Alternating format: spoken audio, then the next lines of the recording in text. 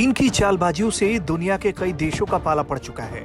दुनिया में तरह तरह की साजिशों को अंजाम देने के लिए बदनाम चीन को अब एक और देश ने हड़का दिया है।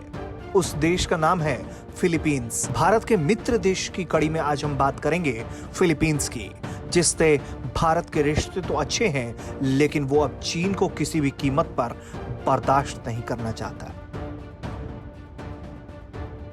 फिलीपींस ने चीन को स्पष्ट शब्दों में चेतावनी दी है।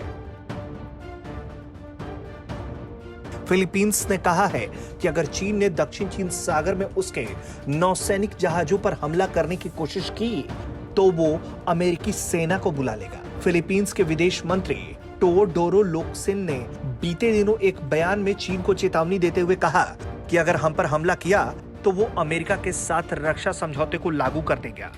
हाल में ताइवान ने भी चीन को सीधे सीधे चेतावनी दी थी कि यदि उस पर हमला करने की कोशिश हुई तो मुंहतोड़ जवाब दिया जाएगा। दरअसल पार्सल द्वीप को चीन पूरी तरीके से अपने कब्जे में चाहता है। इसी को लेकर वियतनाम और फिलीपींस बेहद नाराज हैं, क्योंकि इनके मुताबिक चीन इनके समुद्री क्षेत्र में घुसपैठ कर रहा है। भारत से उलझने वाले देश चीन के रिश्ते सीमा को लेकर 20 से अधिक देशों से विवाद है।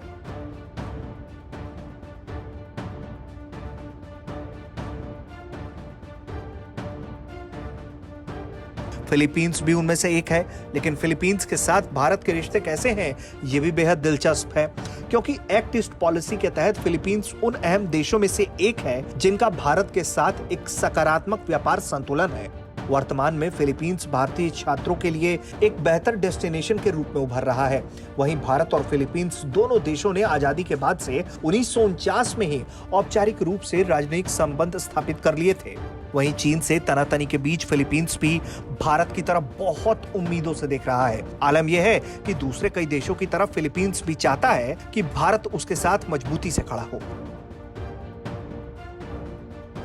वो तो भारत का साउथ चाइना सी में स्वागत करने को तैयार है। फिलीपींस के नौसेना प्रमुख ने बीते कुछ महीने पहले ही भारत के साथ संबंधों को मजबूत बनाने पर खासा जोर देने की बात कही थी। वहीं साल 2019 में ही जब भारत के राष्ट्रपति फिलीपींस के दौरे पर गए थे तो उस दौरान भी दोनों देशों के बीच 4 करार हुए थे, जिनमें विज्ञान और प्रौद्योगिकी, समुद्री, पर्यटन और संस्कृति को लेकर समझौते पर हस्ताक्षर हुए थे।